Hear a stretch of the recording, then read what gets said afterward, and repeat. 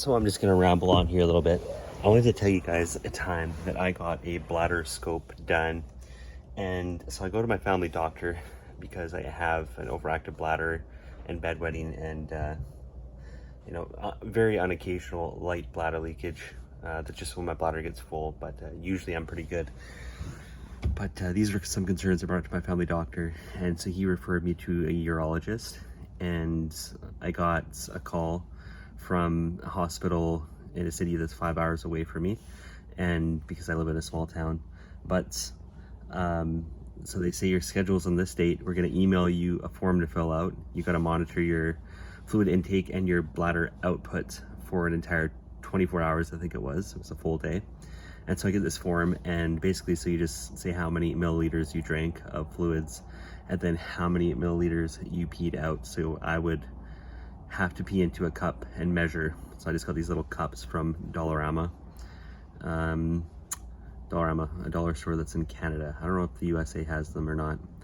But there's also a part on that form that mentioned how many adult diapers or pads did you use, and I didn't use the pads or diapers for that because I could actually hold my urine until I could pee in a container. I would use the container while I was out, and when I get back home, I had like a cheap plastic measuring cup from Dollarama as well to measure that.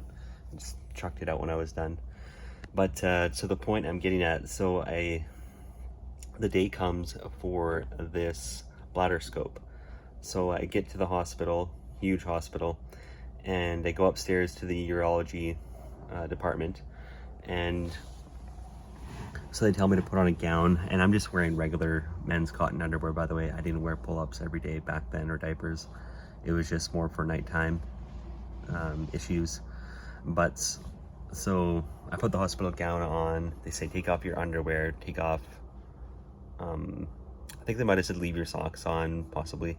Yeah, take your shirt off, take your underwear off, put this gown on, basically, just the standard procedure.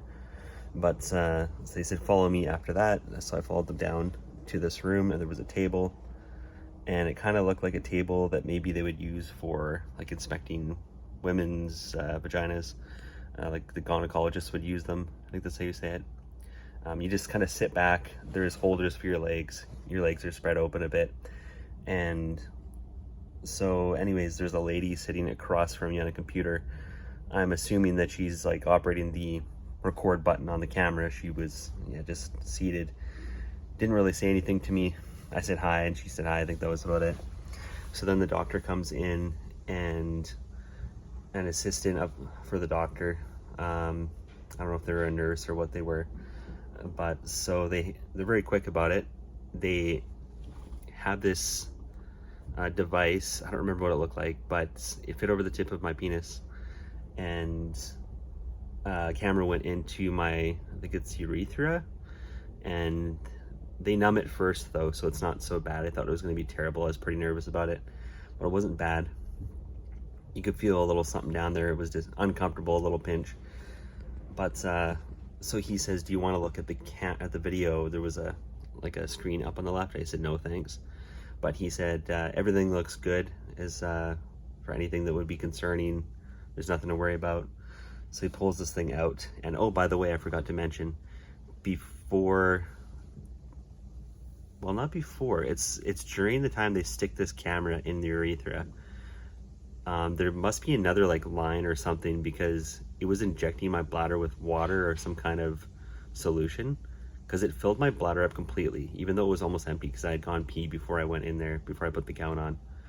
So yeah, when they put this camera in, it also filled my bladder with fluid, and so it was full. So, but the thing is, it doesn't suck the fluid out after the procedure is done, so all this fluid is just like pressuring your bladder, and you've just had this big thing, God knows how big, up, and a male's urethra is very small. So they pull it out, and I can't really feel much of anything down there. But so he's like, all right, you're good to go get changed, kind of thing, back into your clothes. And I get up, and I could like hear the water dripping onto the floor, and just the doctor's assistant and the lady that was sitting at the computer was there for that particular moment. The doctor had already left into the other room, and I said to them, I said, oh my gosh, I think I'm peeing myself a little bit. And they didn't say anything, no remarks. But I kind of found it strange how they wouldn't like offer me like a pull-up or a pad with some mesh underwear or something like that, or like just, you know, like a cheap diaper or something. So I'm walking out of there, and this water, it's not pee, like maybe there's a little bit of pee mixed in, but it's dripping on the floor ever so slightly. Like I can feel it going down my legs to the change room. So I get my clothes on, and I'm still like dripping a little bit, leaking, and so I go to the bathroom to pee it all out, obviously. And so I pee, and on my way down out of the hospital, I go to my car. My wife's with me. She was in the waiting room waiting for me. But I can feel my underwear is wet, like it's getting a little bit more damp as I go to walk to the car. So luckily I had some men's Depend bladder control pads. It was either Depend or No Name, I can't remember. Anyways, you know, they're kind of like that. Like the women's are more like straight, but the men's are more like a V. So I put that in there in my underwear. I got in the car, and then I put it on kind of, you know, discreetly so no one could see.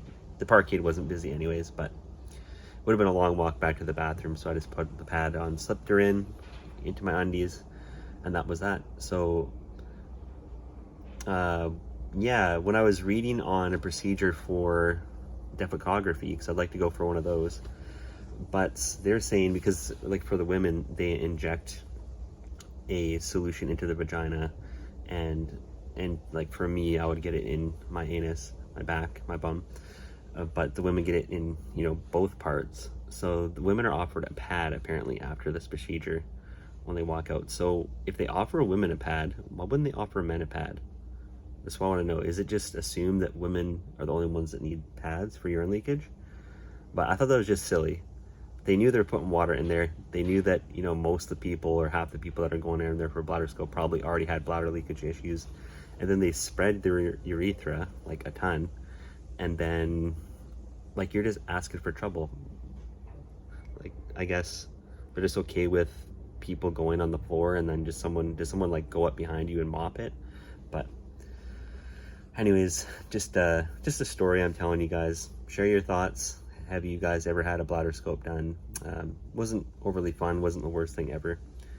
But yeah, I'm surprised. Even my local hospital, like I've never seen them put diapers out or pads. I've only ever really been in the emergency room area, and I've been for MRIs and stuff like that, but yeah, it's weird. Anyways, let me know your thoughts.